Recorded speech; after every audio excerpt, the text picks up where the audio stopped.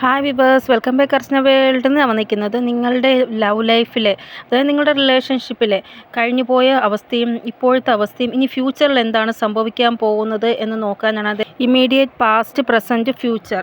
ഒരാൾ മറ്റൊരാൾക്ക് വേണ്ടിയാണ് ഉണ്ടായത്. നിങ്ങൾ തമ്മിലുള്ള ആ ഒരു കണക്ഷൻ വളരെ സ്ട്രോങ് ആണ് എന്നാണ് ഇവിടെ കാണാൻ സാധിക്കുന്നത്. ഇവിടെ നിങ്ങൾ തമ്മിൽ സംസാരിച്ചാലും ഇല്ലെങ്കിലും നിങ്ങൾക്ക് ഒരു കംപ്ലീറ്റ് ഫീല് തോന്നുന്നു. അവരെക്കുറിച്ച് ചിന്തിക്കുമ്പോൾ തന്നെ നിങ്ങൾക്കൊരു കംപ്ലീറ്റ് ഫീൽ അവർ നിങ്ങളുടെ കൂടെ ഉണ്ട് എന്നുള്ള തോന്നൽ നിങ്ങൾക്ക് ഉണ്ടാകുന്നു. ഇവിടെ നിങ്ങൾക്ക് മാത്രമല്ല അവർക്കും അതേപോലെയാണ്, നിങ്ങളോട് ഒരു കംപ്ലീറ്റ് ഫീലാണ് ഉണ്ടാവുന്നത് എന്നാണ് ഇവിടെ കാണാൻ സാധിക്കുന്നത്. ഇമ്മീഡിയറ്റ് പാസ്റ്റ് നോക്കുകയാണെങ്കിൽ ചില ആൾക്കാരുടെ ബോണ്ടിങ് വളരെ സ്ട്രോങ് ആയിട്ടാണ് ഉണ്ടായിരുന്നത്. പക്ഷേ സ്റ്റാൻഡ് എടുക്കാൻ പറ്റാത്തത് കാരണം പ്രോബ്ലംസ് ഉണ്ടായതായിട്ടാണ് കാണാൻ സാധിക്കുക നിങ്ങൾക്കിടയിൽ. അപ്പോൾ ഞാനിപ്പോൾ പറയുന്ന ഇമ്മീഡിയറ്റ് പാസ്റ്റിലെ കാര്യങ്ങളാണ്. പ്രോബ്ലംസ് മാത്രമല്ല, നിങ്ങൾക്കിടയിൽ ഒരു അകൽച്ചയും വന്നതായിട്ടാണ് കാണാൻ സാധിക്കുന്നത്. നിങ്ങളിവരെ സ്നേഹിച്ചപ്പോൾ നിങ്ങൾ ഈ ഒരു കാര്യം അക്സെപ്റ്റ് ചെയ്തിരുന്നു. അതായത് ഈ ലോകം തന്നെ മാറി മറിഞ്ഞാലും ഞാൻ എൻ്റെ പേഴ്സണെ വിട്ട് പോകത്തില്ല, എൻ്റെ പേഴ്സൺ എനിക്കുള്ളതാണ് എന്നുള്ള രീതിയിലായിരുന്നു നിങ്ങൾ വിചാരിച്ചിരുന്നത്. പക്ഷേ കാര്യങ്ങൾ നേരെ തിരിഞ്ഞപ്പോൾ നിങ്ങൾ ആ ഒരു ചിന്തയിൽ ഒരു മാറ്റം വരുത്തി. കാരണം നിങ്ങളുടെ പേഴ്സൺ നിങ്ങൾക്ക് വേണ്ടി ആക്ഷൻ എടുക്കുന്നില്ല, അല്ലെങ്കിൽ വീട്ടുകാർ സമ്മതിക്കുന്നില്ല, അങ്ങനെയൊക്കെ വന്നപ്പോൾ ഇവിടെ ഒരു ടൈം ഉണ്ടായിരുന്നു. അതായത് ഈ ഒരു സമയം എൻ്റെ പേഴ്സൺ എന്നെ സപ്പോർട്ട് ചെയ്യണം എന്നുള്ള രീതിയിൽ ഒരു ടൈം വന്നു. ആ സമയം നിങ്ങളുടെ പേഴ്സൺ നിങ്ങൾക്ക് വേണ്ടി ആക്ഷൻ എടുക്കുകയോ നിങ്ങളെ സപ്പോർട്ട് ചെയ്യുകയോ ചെയ്തില്ല. അത് കാരണമാണ് നിങ്ങൾ ഇവർക്ക് എതിരായത്.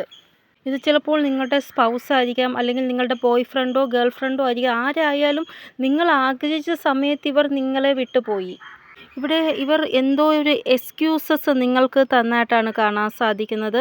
അങ്ങനെ ഒരു എക്സ്ക്യൂസസ് നിങ്ങൾക്ക് ലഭിച്ചപ്പോഴാണ് നിങ്ങൾക്ക് മനസ്സിലായത് ഈ വ്യക്തി എന്നെ സ്നേഹിക്കുന്നുണ്ടായിരുന്നെങ്കിൽ എനിക്ക് വേണ്ടി ഇപ്പോൾ ആക്ഷൻ എടുത്താൽ എന്നെ സപ്പോർട്ട് ചെയ്ത് എൻ്റെ കൂടെ നിന്നനെ എന്ന്. പക്ഷേ ഇവരുടെ ഭാഗത്തുനിന്ന് അങ്ങനെ ഉണ്ടായില്ല. ഇവിടെ നിങ്ങളും ഈ ഒരു ഡിസ്റ്റൻസിനെ അക്സെപ്റ്റ് ചെയ്തതായിട്ടാണ് കാണാൻ സാധിക്കുന്നത്. കുഴപ്പമില്ല, എനിക്ക് വേണ്ടി ഈ പുള്ളി ആക്ഷൻ എടുത്തില്ലെങ്കിൽ പിന്നെ ഞാൻ എന്തിനാ ഇവർക്ക് വേണ്ടി വെയിറ്റ് ചെയ്യണം എന്നുള്ള രീതിയിൽ നിങ്ങളും ആ ഒരു ഡിസ്റ്റൻസ് ക്രിയേറ്റ് ചെയ്തു. അപ്പോൾ പാസ്റ്റിൽ നിങ്ങൾക്ക് ഇവരോട് ഭയങ്കരമായിട്ട് ദേഷ്യം വന്നു. ഈ ഒരു ചില കമ്മിറ്റ്മെൻറ്റ് ഇവർക്ക് ഉണ്ട് ഇവരുടെ ലൈഫിൽ. ആ ഒരു കമ്മിറ്റ്മെൻറ്റ് കാരണമാണ് നിങ്ങൾക്ക് ഇവരോട് ദേഷ്യം വന്നത്. കാരണം ആ ഒരു കമ്മിറ്റ്മെൻറ്റിന് കാരണം നിങ്ങളെ ഇവർ ഉപേക്ഷിച്ചു. ചിലപ്പോൾ ഇവർ ആദ്യം നിങ്ങളോട് പറഞ്ഞത് നിങ്ങളെ മാരേജ് ചെയ്തിട്ട് നിങ്ങൾക്ക് സ്റ്റഡി ചെയ്യാൻ വേണ്ടി എല്ലാ സപ്പോർട്ടും എൻ്റെ ഭാഗത്തുനിന്ന് ഞാൻ തരാം എന്നായിരുന്നു. പക്ഷേ നിങ്ങൾ മാരേജ് ചെയ്തതിന് ശേഷം ഇവർ വീട്ടിൽ ജോലി ചെയ്യുന്ന ആളാക്കി മാറ്റി, പഠിക്കാൻ സഹായിച്ചില്ല. അപ്പോൾ അതൊക്കെ ആയിരിക്കാം നിങ്ങൾക്ക് ദേഷ്യം. നിങ്ങളെപ്പോഴും അവരോട് ചോദിച്ചു, മുന്നോട്ട് ഞാൻ എപ്പോഴാണ് കോഴ്സ് തിരഞ്ഞെടുക്കുക, എൻ്റെ അഡ്മിഷൻ റെഡിയാക്കണ്ടേ, എനിക്ക് ജോലിക്ക് നല്ലൊരു ജോലി സമ്പാദിക്കണം, അതിന് ഈ ഒരു കോഴ്സ് എനിക്ക് പഠിക്കണം. അങ്ങനെയൊക്കെ നിങ്ങൾ പറയുമ്പോഴല്ല അവർ ഒഴിഞ്ഞു മാറുകയാണ് ചെയ്തുകൊണ്ടിരുന്നത്. ഇനി നിങ്ങൾ തമ്മിൽ അൺമാരീഡ് ആയിട്ടുള്ള സിറ്റുവേഷൻ ആണെങ്കിൽ ആദ്യമൊക്കെ നിങ്ങളുടെ പേഴ്സൺ നിങ്ങളോട് പറഞ്ഞു, ഞാൻ ഒരിക്കലും നിന്നെ വിട്ടു പോകത്തില്ല, അത്രമാത്രം നിന്നെ ഞാൻ സ്നേഹിക്കുകയാണ് എന്നൊക്കെ പറഞ്ഞു. പക്ഷേ ഒരു സമയം വന്നപ്പോൾ അവർ നിങ്ങളെ ഉപേക്ഷിച്ച് പോയി. കാരണം അമ്മയും അച്ഛനും പറയുന്ന അപ്പുറം വേറെ ഇല്ല എന്നുള്ള രീതിയിൽ വന്നപ്പോൾ അവർ അമ്മയും അച്ഛനെയും ചൂസ് ചെയ്തിട്ട് നിങ്ങളെ ഉപേക്ഷിച്ചു. കാരണം അമ്മ പറയുന്ന ആളെ വിവാഹം ചെയ്യാൻ പറ്റുള്ളൂ, എനിക്ക് നിന്നെ വിവാഹം ചെയ്യാൻ പറ്റത്തില്ല എന്ന് പറഞ്ഞ് നിങ്ങളെ ഉപേക്ഷിച്ചു. അപ്പോൾ ഈ ഒരു സമയത്തും നിങ്ങൾക്ക് ദേഷ്യം വന്നു. ഇവിടെ പാസ്റ്റിൽ ഈ ഒരു കാര്യങ്ങൾ കാരണം നിങ്ങൾ വഴക്കിട്ടതായിട്ടാണ് കാണാൻ സാധിക്കുന്നത് നിങ്ങളുടെ പേഴ്സണോട്. ചില സിറ്റുവേഷനിൽ തേർഡ് പാർട്ടി സിറ്റുവേഷനും ഉണ്ടായതായിട്ടാണ് കാണാൻ സാധിക്കുന്നത് നിങ്ങൾക്കിടയിൽ. ഇവിടെ ചില ആൾക്കാരുടെ ലൈഫിൽ തേർഡ് പാർട്ടി എന്ന് പറയുന്നത് അവരുടെ കുടുംബമായിരിക്കാം. കുടുംബം ഭയങ്കരമായിട്ട് പ്രശ്നമുണ്ടാക്കുന്നത് കാരണമായിരിക്കാം നിങ്ങൾക്ക് അകലേണ്ടതായിട്ട് വന്നത്. പിന്നെ ചില ആൾക്കാരുടെ ലൈഫിലാണെങ്കിൽ തേർഡ് പാർട്ടി എന്ന് പറഞ്ഞ വിഷമേമില്ല.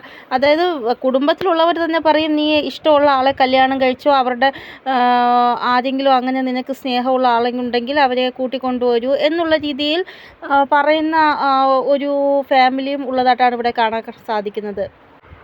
ഇവിടെ തേർഡ് പാർട്ടി ഇല്ലാത്ത സിറ്റുവേഷനിൽ എങ്ങനെയെന്ന് വെച്ചാൽ ഇവരുടെ ഫ്രണ്ട് ആരോ ഉണ്ട്.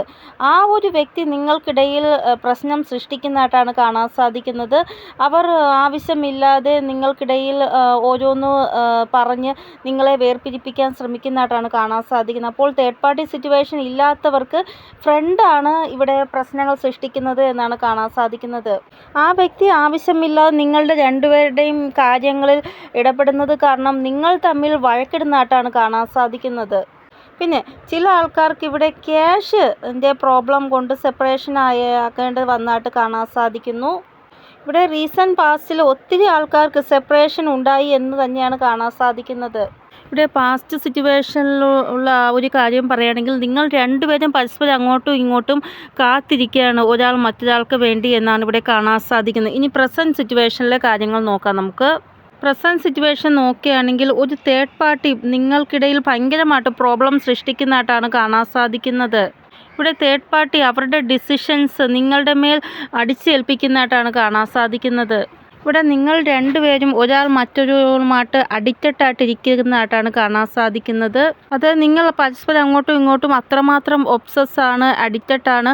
നിങ്ങൾ എത്ര തന്നെ വഴക്കിട്ടായാലും തേർഡ് പാർട്ടി നിങ്ങൾക്കിടയിൽ വന്നാലും നിങ്ങൾക്ക് പരസ്പരം പിരിയാൻ സാധിക്കത്തില്ല. ഇവിടെ നിങ്ങൾക്കോ അവർക്കോ അതർ ഓപ്ഷൻസ് ഉണ്ട്. പക്ഷേ എന്നാലും നിങ്ങൾ നിങ്ങളുടെ ആ ഒരു വ്യക്തിയെ തന്നെ ഇങ്ങനെ നോക്കിക്കൊണ്ടിരിക്കുന്നതായിട്ട് പിറകെ എനിക്ക് അവരെ മതി, എനിക്ക് അവരെയാണ് ഇഷ്ടം, അവരിലാണ് ഞാൻ സന്തോഷം കണ്ടെത്തുന്നത്, അവർക്ക് മാത്രമേ എന്നിൽ സന്തോഷം കണ്ടെത്താൻ സാധിക്കുകയുള്ളൂ. അങ്ങനെ ഒരു ഇതിലാണ് നിങ്ങൾ അവരുമായിട്ട് ഒരു കണക്ഷൻ നിങ്ങൾക്ക് ഫീലാകുന്നു, ഒരു ഒബ്സഷൻ നിങ്ങൾക്ക് ഫീലാകുന്നു. അതായത് നിങ്ങൾക്ക് തോന്നുന്നു അവരില്ലെങ്കിൽ വേറെ ആരും ഇല്ല, അങ്ങനെ ഒരു തോന്നൽ ഉണ്ടാവുന്നതായിട്ടാണ് കാണാൻ സാധിക്കുന്നത്. അപ്പോൾ അവരില്ലെങ്കിൽ വേറെ ആരും തന്നെ നിങ്ങൾക്ക് വേണ്ട, ആ ഒരു അവസ്ഥയാണ് നിങ്ങളുടേത് പ്രസൻറ്റ് സിറ്റുവേഷനിൽ. ചില ആൾക്കാർ കോണ്ടാക്ട് സിറ്റുവേഷനിലാണെങ്കിൽ പോലും മനസ്സ് ഭയങ്കരമായിട്ട് വിഷമിക്കുന്ന അവസ്ഥ. നോ കോണ്ടാക്ട് സിറ്റുവേഷനുള്ളവരുടെ മനസ്സ് വളരെ ശാന്തമായിട്ടാണ് ഇരിക്കുന്നത്. പക്ഷേ കോണ്ടാക്ട് സിറ്റുവേഷനിലുള്ള ആൾക്കാരുടെ മനസ്സ് വളരെ അശാന്തമായിട്ടാണ് ഇരിക്കുന്നത്.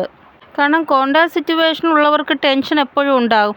അതായത് എപ്പോഴാണ് ഓൺലൈൻ വന്നത്, എപ്പോഴാണ് ഓൺലൈൻ പോയത്, ലാസ്റ്റ് സീൻ നോക്കുക, സ്റ്റോറി എല്ലാം ചെക്ക് ചെയ്തുകൊണ്ടിരിക്കണം. ഈ ഒരു കാരണങ്ങൾ കൊണ്ട് തന്നെ ഇവർക്കിടയിൽ വഴക്കും ഉണ്ടാകുന്നു. ഇവരുടെ ലൈഫിൽ വേറെ ആരെങ്കിലും ഉണ്ടോ എന്നൊക്കെ ആലോചിച്ച്. പക്ഷേ നോ കോണ്ടാക്ട് സിറ്റുവേഷനിൽ ആ ഒരു പ്രശ്നമില്ല.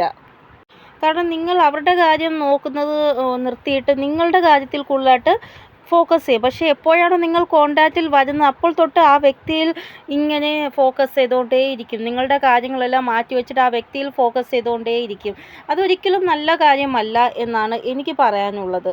അപ്പോൾ പ്രസൻറ്റ് സിറ്റുവേഷൻ പറയുകയാണെങ്കിൽ നിങ്ങൾ കൂടുതലായിട്ട് നിങ്ങളിൽ ഫോക്കസ് ചെയ്യുക, അവർക്ക് കൊടുക്കുന്ന ഫോക്കസ് നിർത്തുവാനാണ് ഇവിടെ വാർണിംഗ് പറയുന്നത്.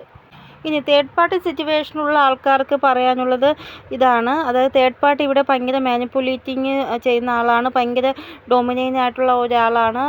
അപ്പോൾ ഇങ്ങനെയുള്ള സിറ്റുവേഷനിൽ നിങ്ങളുടെ ബന്ധത്തെ കുറച്ചും കൂടെ നല്ല ഇമ്പ്രൂവ് ആക്കാൻ ശ്രമിക്കുക. ആവശ്യമില്ല മറ്റുള്ളവരുടെ ബന്ധത്തിൽ കയറി തലയിടാൻ ശ്രമിക്കാതിരിക്കുക എന്നാണ് ഇവിടെ വാർണിംഗ് പറഞ്ഞിരിക്കുന്നത്. ഇനി നമ്മുടെ ഫ്യൂച്ചർ എന്താണെന്ന് നോക്കാം. ഇവിടെ നമ്പർ വന്നിരിക്കുന്നത് 3ഉം 7ഉമാണ്. വരാൻ പോകുന്ന 3 ദിവസത്തിനുള്ളിൽ അല്ലെങ്കിൽ 7 ദിവസത്തിനുള്ളിൽ ഈ ഒരു എനർജി നിങ്ങൾക്ക് റെസൊനേറ്റ് ആകുമെന്നാണ് കാണാൻ സാധിക്കും. ഇവിടെ പ്രസൻറ്റ്, പാസ്റ്റ്, ഇനി ഫ്യൂച്ചർ നോക്കുകയാണെങ്കിൽ നിങ്ങൾക്കിടയിൽ തേർഡ് പാർട്ടി സിറ്റുവേഷൻ ഉണ്ട് എങ്കിൽ തേർഡ് പാർട്ടിക്ക് വലിയൊരു ട്രിഗർ ലഭിക്കുന്നതായിട്ട് കാണാൻ സാധിക്കും. നിങ്ങളുടെ പേഴ്സൻ്റെ എനർജി വളരെ ഹെക്റ്റിക് ആകുന്നതായിട്ടും കാണാൻ സാധിക്കുന്നു. ഇമോഷണലി ഭയങ്കര ഹെവി എനർജി ഇവർക്ക് ഫീലാകുമെന്നാണ് കാണാൻ സാധിക്കുന്നത്. ഫാമിലി സിറ്റുവേഷൻസ്, ഇമേജ് കോൺഷ്യസ് ഇതൊക്കെ കൂടുതലായിട്ട് ഉണ്ടാവുന്നതായിട്ട് കാണാൻ സാധിക്കുന്നു. ചില കാര്യങ്ങൾ നിങ്ങളുടെ അടുത്തെത്തും മുമ്പേ തന്നെ ഇവർ അതിനെ എങ്ങനെയെങ്കിലും നിങ്ങളുടെ അടുത്തെത്താതിരിക്കാൻ വേണ്ടി എന്തൊക്കെ ചെയ്യാൻ പറ്റുമോ അതെല്ലാം ചെയ്യുന്നതായിട്ട് കാണാൻ സാധിക്കുന്നു. അതായത് വീട്ടിലുള്ളവർ പറയും നിങ്ങളുമായിട്ട് മാരേജ് ചെയ്യാൻ ഇവർക്ക് താല്പര്യമില്ല വീട്ടുകാർക്ക്. അപ്പോൾ ഈ ഒരു കാര്യം നിങ്ങളുടെ അടുത്ത് എത്താതിരിക്കാൻ വേണ്ടി ഇവർ ശ്രമിക്കുന്നതായിട്ട് കാണാൻ സാധിക്കുന്നു. അതായത് നിങ്ങൾ ചോദിക്കും വീട്ടുകാർ എന്ത് പറഞ്ഞു മാരേജിനെ കുറിച്ച്, അയ്യോ ഒന്നും പറഞ്ഞില്ല എന്നുള്ള രീതിയിൽ സംസാരിക്കും. അതായത് സത്യം നിങ്ങൾ അറിയാൻ പാടില്ല എന്നാണ് ഇവർ ചിന്തിക്കുന്നത്. ഇവിടെ ചിലപ്പോൾ നിങ്ങളായിരിക്കും ഇവർ ലാസ്റ്റ് മാരേജ് ചെയ്യുന്നത്, പക്ഷേ ഇവർ എല്ലാ രഹസ്യവും മറച്ചു വയ്ക്കും, നിങ്ങളോട് പറയത്തില്ല.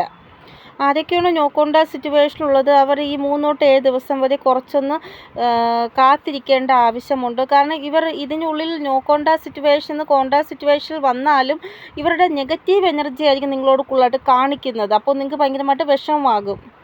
ഇവർ എല്ലാ കാര്യവും നിങ്ങളോട് തുറന്ന് പറയണമെന്നില്ല. ചില കാര്യങ്ങൾ മാത്രമായിരിക്കും ഇവർ നിങ്ങളോട് തുറന്ന് പറയുന്നത്. അതായത് നിങ്ങൾ ചോദിക്കും, എന്താ ഇത്രയും സമയമെടുത്തത് കോൺടാക്ട് സിറ്റുവേഷനിൽ വരാൻ? എന്താ നിങ്ങളുടെ ലൈഫിൽ സംഭവിക്കുന്നത്? എനിക്ക് വേണ്ടി എന്താണ് തീരുമാനമെടുത്തത് എന്നൊക്കെ ചോദിക്കുമ്പോൾ ഇവർ ആൻസർ ചെയ്യത്തില്ല. ഇവർ ഇങ്ങനെ പെരുമാറുമ്പോൾ നിങ്ങൾക്ക് തോന്നും ഇവർക്ക് എന്തോ പ്രോബ്ലം ഉണ്ട്, പക്ഷേ എന്തുകൊണ്ട് ആ പ്രോബ്ലം എന്നോട് പറയുന്നില്ല എന്ന്. ഇവിടെ നിങ്ങൾ നിർബന്ധിച്ച് ഇവരോടൊന്നും ചോദിക്കാൻ പോകണ്ട. അവർക്ക് തോന്നുന്നെങ്കിൽ നിങ്ങളോട് ഷെയർ ചെയ്യും. ഇവിടെ കോൺടാക്ട് സിറ്റുവേഷനിലുള്ള ആൾക്കാർക്കും നോ കോൺടാക്ട് സിറ്റുവേഷനിലുള്ള ആൾക്കാരുടെയും പേഴ്സൺ വരാവുന്ന 3 തൊട്ട് 7 ദിവസം വരെ കുറച്ച് ഹെവി എനർജിയിലായിരിക്കും എന്ന് തന്നെയാണ് കാണാൻ സാധിക്കുന്നത്. ഇവിടെ എന്തൊക്കെയായാലും ഇവർ നിങ്ങളെ ഭയങ്കരമായിട്ട് മിസ് ചെയ്യും. നിങ്ങളുമായിട്ട് കോൺടാക്റ്റിൽ വരണമെന്നുള്ള തോന്നൽ ഇവർക്ക് ഉണ്ടാകും. പക്ഷേ തേർഡ് പാർട്ടി കാരണം ഇവരുടെ മൂഡ് വളരെ മോശമാകുന്നതായിട്ടാണ് കാണാൻ സാധിക്കുന്നത്. അപ്പോൾ ഇതാണ് ഫ്യൂച്ചറിലെ എനർജി ആയിട്ട് ഇവിടെ കാണാൻ സാധിക്കുന്നത്. അപ്പോൾ നിങ്ങൾക്ക് എന്തെങ്കിലും ഗൈഡൻസ് കിട്ടിക്കാണുമെന്ന് വിചാരിക്കുന്നു എൻ്റെ റീഡിങ്ങിലൂടെ. ഇനി ഒരു പുതിയ റീഡിങ്ങുമായി വരുന്നത് വരെ എല്ലാവർക്കും ബൈ. ഓം നമഃ ശിവായ. Thank you so much.